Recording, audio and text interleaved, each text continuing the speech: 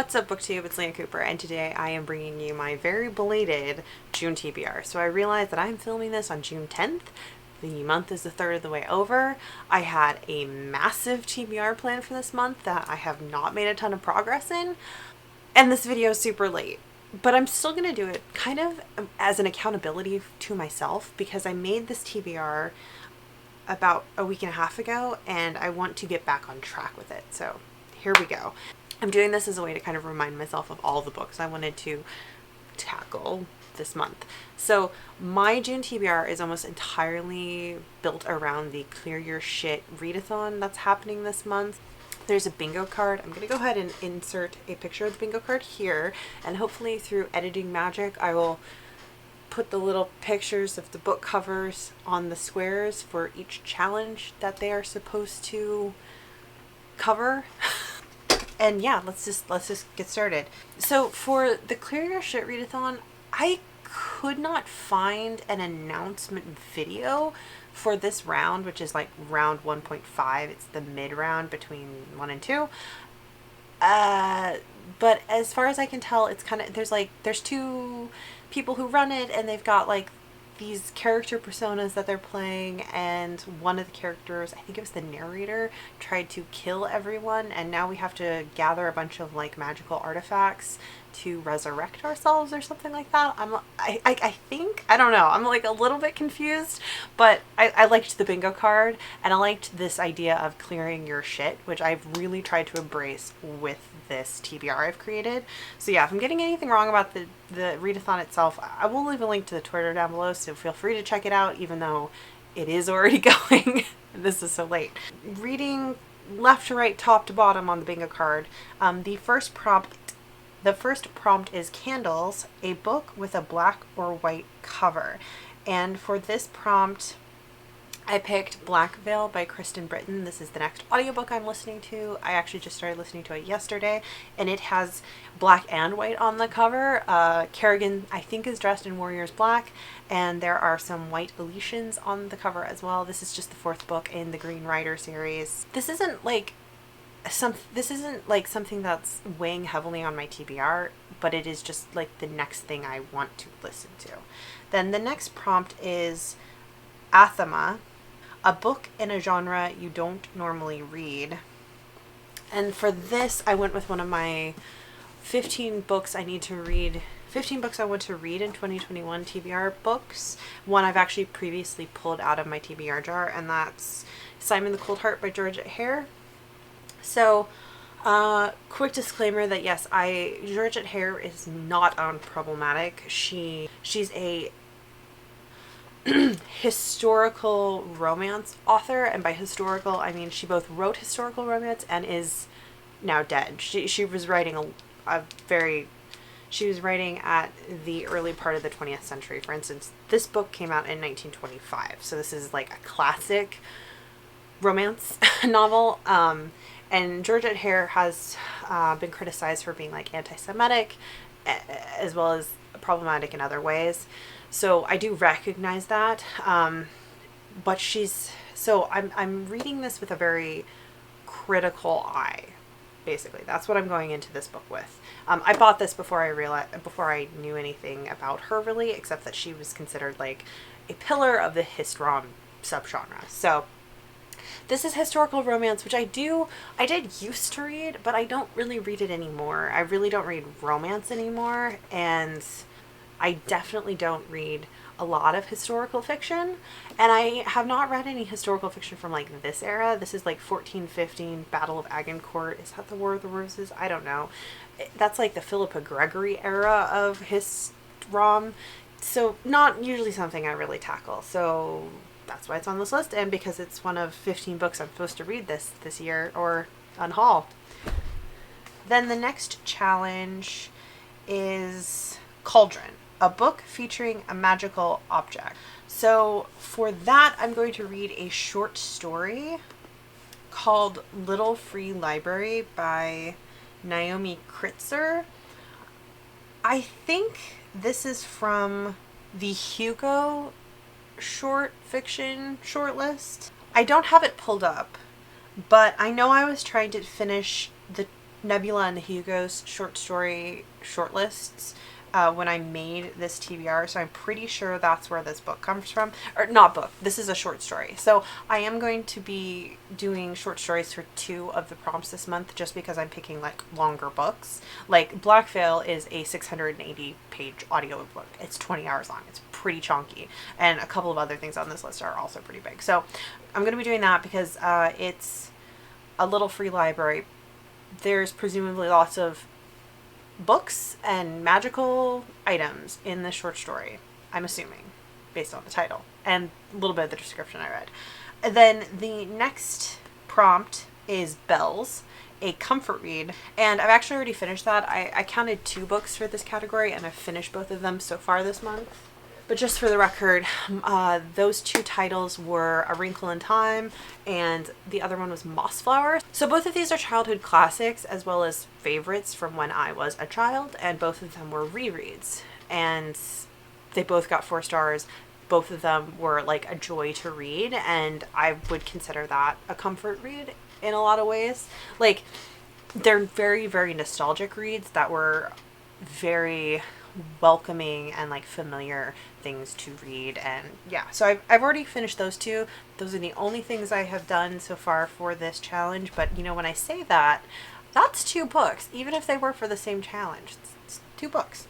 Then the next challenge is just the free space. So for that one, I picked another book off of my 15 books I want to read in 2021 TBR, specifically something I had already pulled out of my TBR jar earlier this year, and that is Jeeves and the Feudal Spirit by P.G. Wodehouse. So this is one of the Jeeves books. It is very short.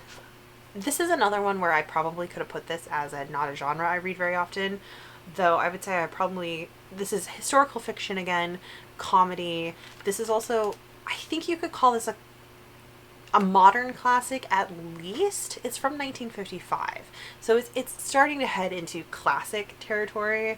Like Wodehouse himself, I think, is starting to shift into classic territory. So yeah, we got that one, and probably the shortest book other than the short stories on this list. Then the next prompt is Ancient Grimoire, a book that's 400 pages or more. And for this prompt, I'm going to be reading an arc that I have been really, really wanting to read for about 2 months, and I just have not had the time because of school. So again, you know, clearing my shit, clearing out my arcs. That is 7 Deaths of an Empire. I'm gonna have to, by G.R. Matthews. I had to like hold up my laptop so I could see the teeny tiny little book cover square. So this is coming out, I want to say June 22nd from Rebellion Publishing. It is an epic fantasy, kind of one of those, the Emperor is dead, long live the Emperor. I think there's a wizard involved. I'm just like, I was craving epic fantasy when this landed in my inbox, and so I grabbed the ARC copy, and I have really been wanting to read it. I think it's about 500 to 600 pages, so it's definitely over that 400 page limit. That's all I know. When I finish reading this, there will be a full review. I don't know if I'm going to be able to finish it in this month, but I'm definitely going to start it for this readathon at the very least. Then the next prompt is Bag of Teeth, a creepy book. So this is really hard for me because I just don't own a lot of creepy books because I get scared easily and I don't keep that kind of thing around.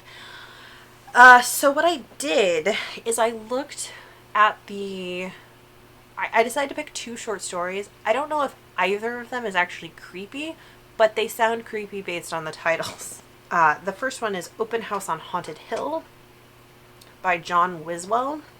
This was published by Diabolical Plots. I'm assuming it's creepy because Haunted Hill, right? Like, that sounds creepy, right? So this short story was nominated, I think, definitely for the Nebula, and I think it was also nominated for the Hugos. It just won the short story category for the Nebula, and ironically, it was the only short story off the Nebula short story list I didn't get to before the winner was announced, but I am going to read that this month. And then I also picked another short story called Metal Like Blood in the Dark by T. Kingfisher. Again, that sounds like it could be creepy, and T. Kingfisher does write stuff that is like horror crossover speculative stuff. So it sounds like it could be. And I think that this short story was nominated for the Hugo short story shortlist. So I've got those 2 short stories for this prompt. Then the next prompt is Incense, a book in your favorite genre. And for that, I picked, again, another book off of my 15 to read in 2021 list. This is not one I had previously pulled out, but it is the first book in a series that I have desperately been wanting to start. And it is a book off of my 5-star predictions list. I made a 5-star predictions video like 4 years ago, and this is the only book left on that. The only book left that I mentioned that I still haven't read yet, so I haven't done a wrap-up for that video. I'll leave that linked up above if you're at all curious. But anyways, that book is His Majesty's Dragon by Naomi Novik. This is the TBR series. This is historical fantasy, which is probably my favorite genre. It's definitely like the genre I tend to gravitate to the most, like if you look at the fantasy I read. So yeah, we're going to try to read this so that I can finally read this, or at least start reading this series this year. I'm really excited for it. I do love Naomi Novik. And then the last prompt for this readathon, and the last thing I'm going to be trying to read this month, is Chalice, a book with something elemental. So this might be a long shot. I don't really know if this fits. It's another book off my 15 to read in 2021 TBR, and that is The Witches of Echo Park by Amber Benson. This is the first book in the Echo Park Coven series, and I'm assuming there's something elemental about it. It is a book about witches. So the description says, when Lise McAllister's great aunt Eleonora, the woman who raised her, becomes deathly ill, Lise puts her life in Georgia on hold to rush back to Los Angeles. And once she returns to Echo Park, Lise discovers her great aunt has been keeping an extraordinary secret from her.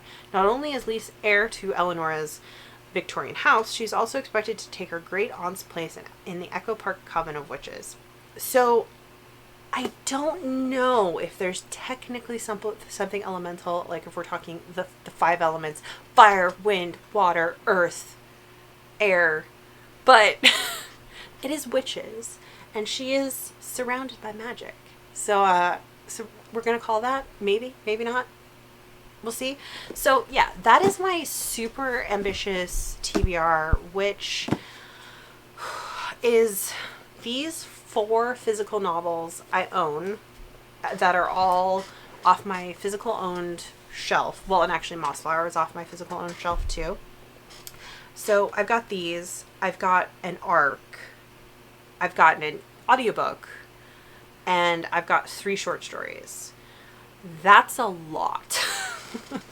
I don't think it's physically possible for me to get through all of this, but I did just finish class, and I have 3 more weeks to get as much of this read as possible. So wish me luck. Let me know down below if you are participating in this readathon, and good luck to all of us. I'll see you in my next video.